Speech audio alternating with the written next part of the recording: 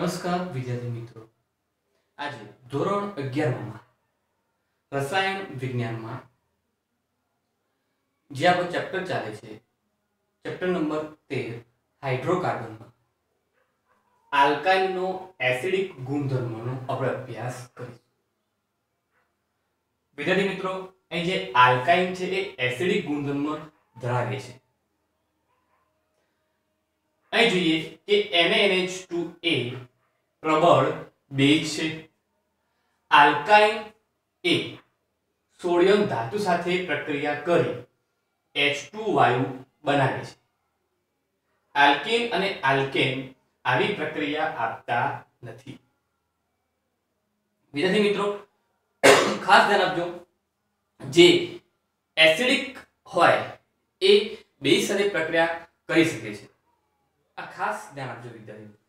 અહીં માત્ર જે આલ્કાઇન છે એસિડિક ગુણધર્મ ધરાવે છે અને આલ્કાઇન એ એસિડિક ગુણધર્મ ધરાવતો હોવાને કારણે તમને અહીં એ સોડિયમ ધાતુ સાથે પ્રક્રિયા કરી અને તમને H2 વાયુ આપે છે. આલ્કીન અને આલ્કેન આવી પ્રક્રિયા આપતા નથી. અહીં જો વિદ્યાર્થી મિત્રો, આ આલ્કાઇનનું જે એસિડિક ગુણધર્મ છે એ આપણે એના સંકરણને આધારે સમજી શકીએ છીએ. વિદ્યાર્થી મિત્રો, ખાસ આટલું ધ્યાન રાખજો કે જેમ વિદ્રુમતા વધે તેમ એની એસિડિકતા વધે. મતલબ જે કોઈ કાર્બન છે, કોઈ કારણસર એની વિદ્રુમતા એ કાર્બનની વધી ગઈ તો એની એસિડિક ગુણધર્મ પણ વધશે. આ જે એસિડિક ગુણધર્મ છે એ આપણે સંકરણને આધારે સમજી શકીએ છીએ. અહીં દાખલા વિદ્યાર્થી મિત્રો, આ આપણું ઇથેન છે, આ ઇથિન અને આ છે ઇથાઇન.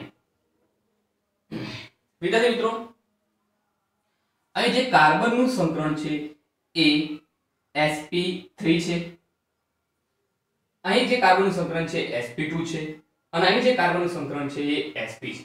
હું આશા રાખું છું વિદ્યાર્થી મિત્રો કે તમને કાર્બનનું સંકરણ શોધતા આવડતું હશે. વિદ્યાર્થી મિત્રો, વિદ્યુત ઋણતાની દ્રષ્ટિએ જોઈએ, વિદ્યુત ઋણતાનો ક્રમ sp3 આમાં જોઈએ તો આ જે sp સંકરણ હોય એની વિદ્રુમતા ખૂબ જ વધારે હોય છે. sp2 ની વિદ્રુમતાના કરતા ઓછી હોય છે અને અંતિમ sp3 મતલબ કે જે કાર્બનનું સંકરણ sp હશે તેની વિદ્રુમતા વધી ગઈ હશે અને એ જે હશે એ એસિડિક સ્વભાવમાં હશે. વિદ્યાર્થી મિત્રો, આ આપણે શીખીએ કે આ sp sp2 અને sp3 આવો ક્રમ કઈ રીતે આવ્યો એ આપણે જોઈએ.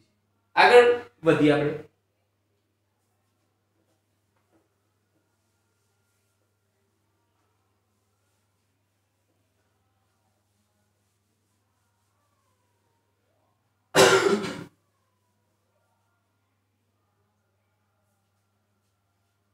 વિદ્યાર્થી મિત્રો, અહીં જોઈએ કે આપણે જે વિદ્રુતતાનો જે ક્રમ હતો એ sp sp2 અને sp3.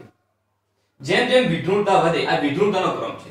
આ જે ક્રમ છે આપણો વિદ્યુત ઋણતાનો ક્રમ છે. તો આ ક્રમ આ કઈ રીતે આવે છે એ જોઈએ. વિદ્યાર્થી મિત્રો, તમે ધ્યાન આપો, આ આપણો કેન્દ્ર છે. અહીં આપણે s કક્ષો મૂકી દઈએ, અહીં આપણે p અને આગળ આપણે જોઈ લઈએ અહીં d. વિદ્યાર્થી મિત્રો, આ કેન્દ્ર છે, આ આપણું કેન્દ્ર છે. વિદ્યાર્થી મિત્રો, કેન્દ્રનું કામ શું? ઇલેક્ટ્રોનને ખેંચવાનું. અને વિદ્રુમતાનું કામ શું? બંધના ઇલેક્ટ્રોનને ખેંચવાનું. અહીં ધ્યાન આપો વિદ્યાર્થી મિત્રો કે આ જે કેન્દ્ર છે, કેન્દ્રની નજીક શું છે? s. મતલબ s કક્ષક કેવી હશે? એ જે હશે એ ઇલેક્ટ્રોન ખેંચવામાં ખૂબ જ પ્રબળતા ધરાવતી હશે. હું શું કહેવા માંગુ છું કે s કક્ષક છે, આ s કક્ષક કેન્દ્રની નજીક આવેલી છે. મતલબ s લક્ષણ જેમ જેમ વધશે એમ એ સંકરણની વિધૃતતા પણ વધશે. વિદ્યાર્થી મિત્રો ખાસ રાખજો, જેમ જેમ S લક્ષણ વધશે તેમ એ સંકરણની વિધૃતતા પણ વધશે. કેમ? કારણ કે S કક્ષક છે એ કેન્દ્રની નજીક છે. વિદ્યાર્થી મિત્રો તમને ખબર છે કે S અને P છે, તો અહીં તમે જોશો તો આ જે S છે SP માં S ના 50% હોય છે, P ના પણ 50% હોય છે, S માં લગભગ 33% છે અને P ના છે 67%, જ્યારે S માં sp3 માં S ના જે ટકા છે એ 25% અને P ના છે એ 75% છે. વિદ્યાર્થી મિત્રો હું તમને પ્રશ્ન પૂછું કે sp sp2 અને sp3 આ ત્રણેયમાં S નું લક્ષણ શેમાં વધારે છે? જો S નું લક્ષણ જેમાં વધારે હશે એની વિધૃતતા વધુ, અને એ કાર્બનની વિધૃતતા વધારે હોવાને કારણે એની એસિડિકતા વધી જશે. તો જુઓ વિદ્યાર્થી મિત્રો, તો તમે કહેશો sp માં S ના ટકા 50% છે, તો અહીં S નું લક્ષણ વધુ હોવાને કારણે આની વિધૃતતા વધી જશે. અહીં S ના જે ટકા છે 25% ઓછા છે, મતલબ આની વિધૃતતા. માટે જે ઇથાઇન મતલબ કે જે આલ્કાઇન હોય એ આલ્કાઇન નું કાર્બન નું સંકરણ sp હોય છે અને એ એસિડિક ગુણધર્મ ધરાવે. વિદ્યાર્થી મિત્રો અહીં ધ્યાન આપો, અહીં કાર્બન ટ્રિપલ બોન્ડ કાર્બન અને અહીં H. આ કાર્બન નું સંકરણ શું છે બેટા? sp. મતલબ આ કાર્બન જે છે એની વિધૃતતા વધુ છે અને આ કાર્બન પર જે હાઇડ્રોજન રહેલો છે એને આપણે કહીશું એસિડિક હાઇડ્રોજન. આને કહીશું આપણે એસિડિક હાઇડ્રોજન. આને આપણે કહીશું એસિડિક. જે કાર્બનનું સંકરણ sp હોય તો એ કાર્બન પર જો હાઇડ્રોજન આવેલો હોય તો એને આપણે એસિડિક હાઇડ્રોજન કહીએ છીએ, અને એ સોડિયમ ધાતુ સાથે પ્રક્રિયા કરી તમને H2 વાયુ આપશે. અને જો ત્યાં હાઇડ્રોજન નહીં હોય તો એ પ્રક્રિયા આપશે નહીં, મતલબ કે સોડિયમ ધાતુ સાથે પ્રક્રિયા કરી તમને H2 વાયુ આપશે. આગળ આપણે જોઈએ રિએક્શનમાં.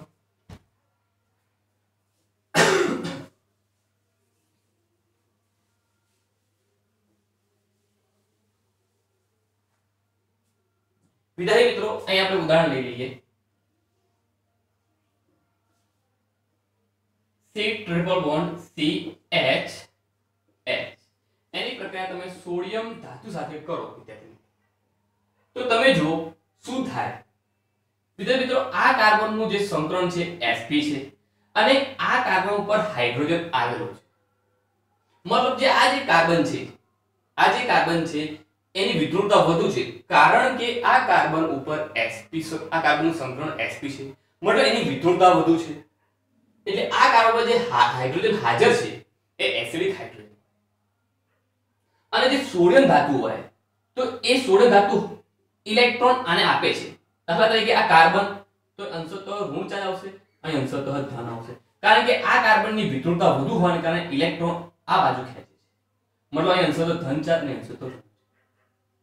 વિદ્યાર્થી મિત્રો આ જે સોડિયમ છે એ સોડિયમ અંદરથી ઇલેક્ટ્રોન બહાર કાઢશે અને આ ઇલેક્ટ્રોનને આને આપી દેશે, મતલબ જે સોડિયમ છે એ Na+ તરીકે અસ્તિત્વ ધરાવશે. સોડિયમ અંદરથી ઇલેક્ટ્રોન કાઢી દેશે આને આપવા માટે, અને આ જે હતું બંધના ઇલેક્ટ્રોન આને ઉપર આવતા રહે છે. તો વિદ્યાર્થી મિત્રો અહીં તમને બને શું? વિદ્યાર્થી મિત્રો અહીં CH carbon triple bond carbon, આ બંધના ઇલેક્ટ્રોન આને ઉપર આવતા રહ્યા, મતલબ અહીં ઋણ છે.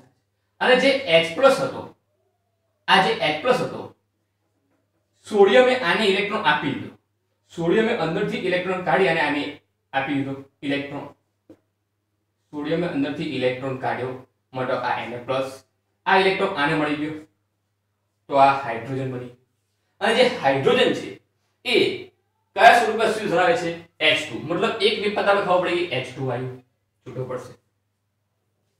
અને આ જે Na+ હતો એ અહીં જોઈન થઈ જશે આવી રીતે. તો વિદ્યાર્થી મિત્રો તમને અહીં શું મળશે નિષ્કર્ષ પ્લસ આપણે જોઈએ plus C H triple bond C ઋણ ચાર્જ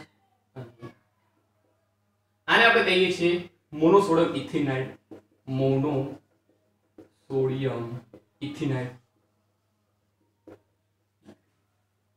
બેલેન્સ કરીએ તો 1/2H2 આવશે આવું H2O અહીં કેમ બને છે કારણ કે આ કાર્બન પર એસિડિક હાઇડ્રોજન વિદ્યાર્થી મિત્રો અહીં આપણે 1 મોલ સોડિયમ લીધો 1 મોલ સોડિયમ અહીં એક H ને હટાવી એની જગ્યાએ Na+ લાગી જાય છે જો વિદ્યાર્થી મિત્રો અહીં હું દાખલા તરીકે આની જે પ્રક્રિયા છે આની પ્રક્રિયા છે બીજા મોલ સોડિયમ સાથે પ્રક્રિયા કરું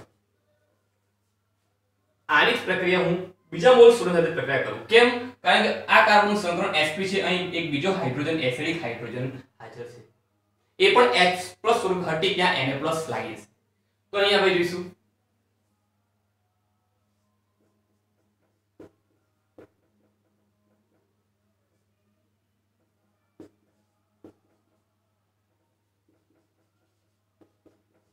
આને આપણે કહીશું ડાયસોડિયમ ઇથિનાઇલ અને અહીં પણ તમને H2 ગેસ છૂટો પડશે કારણ કે આ કાર્બનનું સંકરણ sp છે આપણે એસિડિક હાઇડ્રોજન આપણે એસિડિક બંને હાઇડ્રોજન H+ સ્વરૂપે છૂટા પડશે એની જગ્યાએ સોડિયમ આયનાઇન જોઈન અને તમને H2 વાયુ વિદ્યાર્થી મિત્રો આ ખાસ ધ્યાન આપજો આગળ આપણે જોઈએ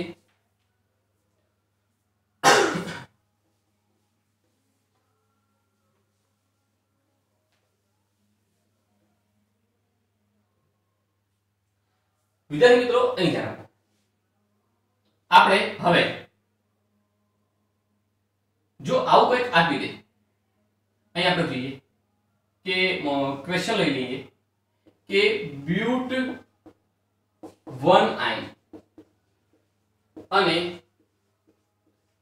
બ્યુટ 2 આયન ને કઈ રીતે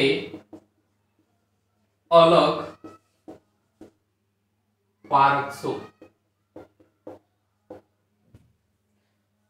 અહીં આપણે પહેલા બ્યુટ 1 આયન નું બંધારણ જોઈએ તો આ બ્યુટ 1 આયન છે 1 2 3 4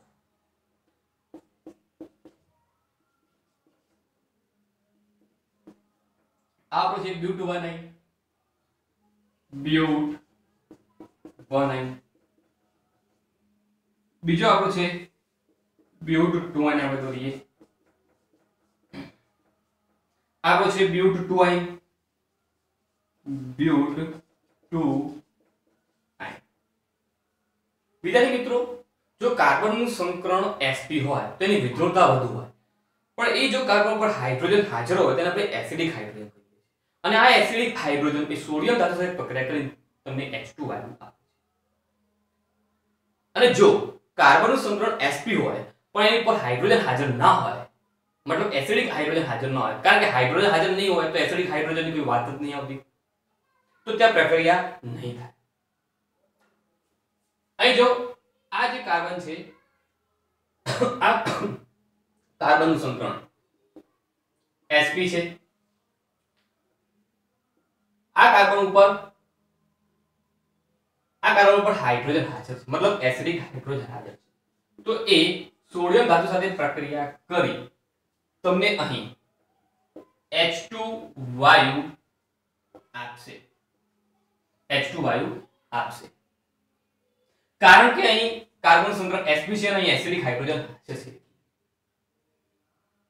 આ ખાસ યાદ રાખજો અહીં જો સોડિયમ ધાતુ સાથે પ્રક્રિયા તમે કરશો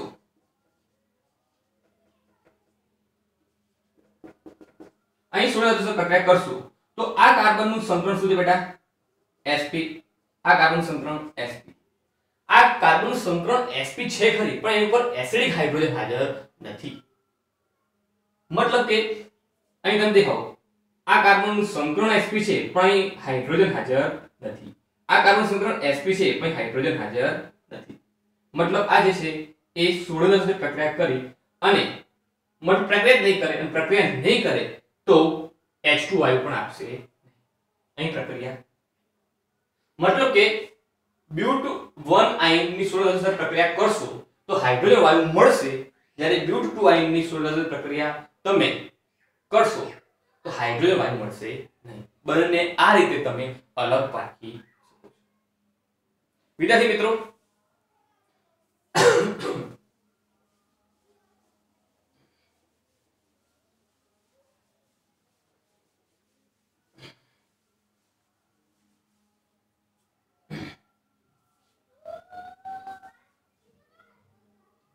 એ જ રીતે તમે જો CH ટ્રિપલ બોન્ડ CH ની રિએક્શન NaNH2 સાથે કરશો તો અહીં જુઓ, અહીં Na પ્લસ છે, અહીં NH2 માઈનસ છે. NH2 માઈનસ એ બેઝ તરીકે કામ કરશે. અહીંથી અહીં આ અંશતઃ ઋણ ચાર્જ અને અંશતઃ ધન ચાર્જ. આ જે NH2 માઈનસ છે આટલો ભાગ એ બેઝ તરીકે કામ કરશે. અહીંથી H+ સ્વીકારશે. આ વિદ્યાર્થી મિત્રો, NH2 માઈનસ અહીંથી H+ સ્વીકારશે. મતલબ અહીં તમને એમોનિયા ગેસ છૂટો પડશે અને H+ અહીં જાતી અહીં ઋણ માઈનસ હતો જ, તો આ જે Na+ છે એ અહીં જોઈન થઈ જશે. મતલબ તમને અહીં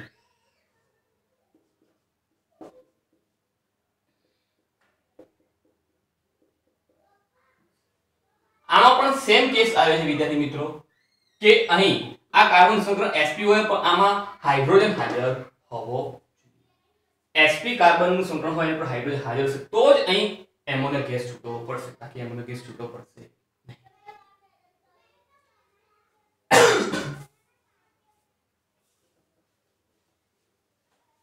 વિદ્યાર્થી મિત્રો, અહીં CH3 અહીં આપણે એક ક્વેશ્ચન લઈ લઈએ.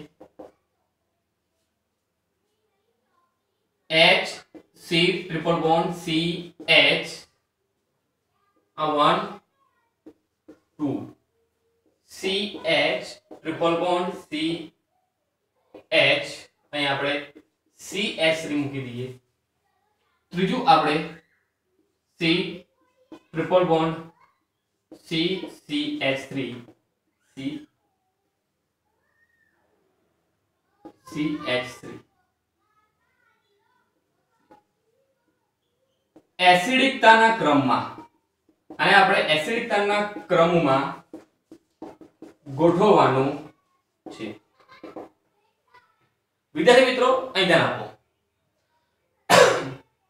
અહીં તમે જોશો તો તમે જુઓ, અહીં યાદ રાખવાનું કે જો ઇલેક્ટ્રોન દાતાની સંખ્યા વધે તો એની એસિડિકતા ઘટે છે.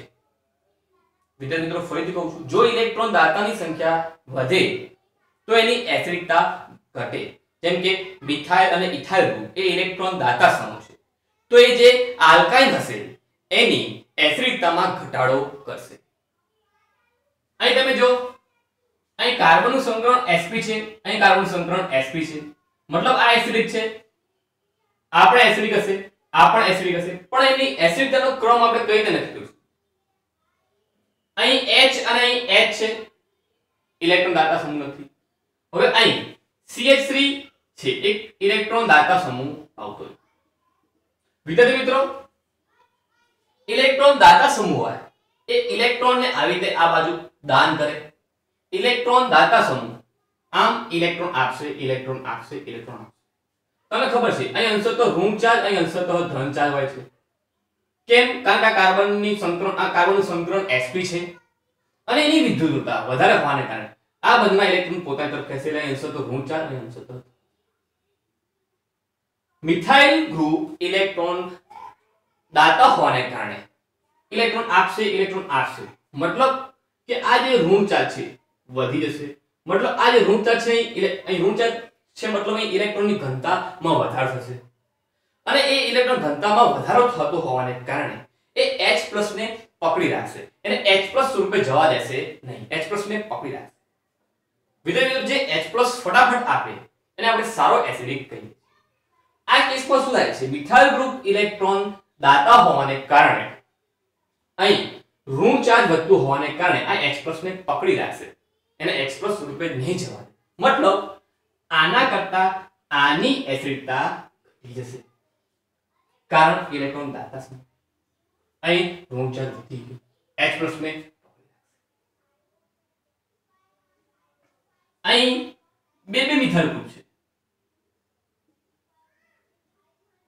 અહીં બે મિથાઇલ ગ્રુપ હોવાને કારણે આની એસિડિકતા આના કરતા પણ ઘટી જશે. મતલબ એસિડિકતાનો ક્રમ શું આવશે, 1 ની એસિડિકતા વધુ, 2 ની આના કરતા ઓછી અને 3 ની સૌથી ઓછી. વિદ્યાર્થી મિત્રો, આ ખાસ ધ્યાન. એક આપણે એમસીક્યુ લઈ લઈએ.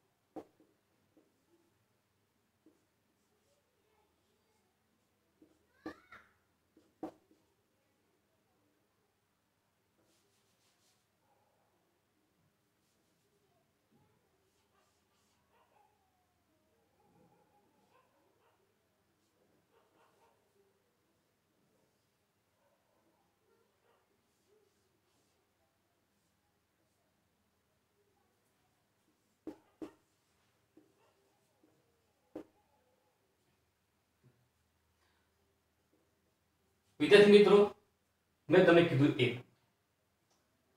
આ તો શું છે વિદ્યાર્થી મિત્રો, આલ્કેન છે.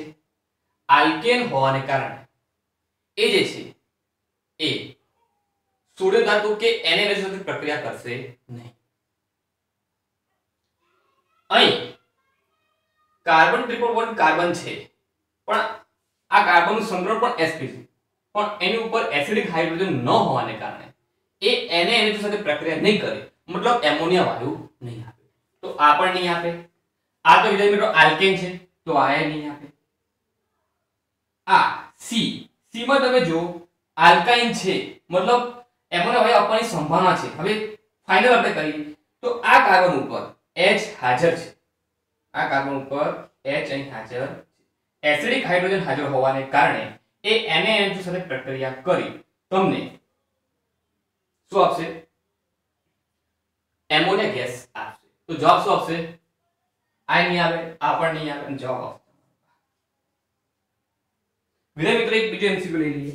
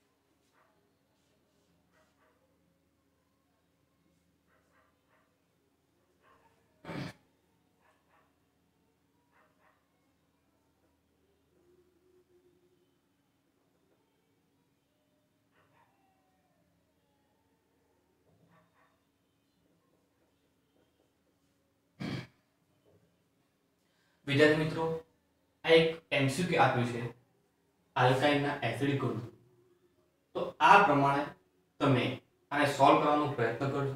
વિદ્યાર્થી મિત્રો, ખાસ યાદ રાખવાનું, જો 1 મોલ સોડિયમ યુઝ કર્યું છે, અહીં ધ્યાન આપો, આલ્કીન છે એ તો પ્રક્રિયા કરશે નહીં.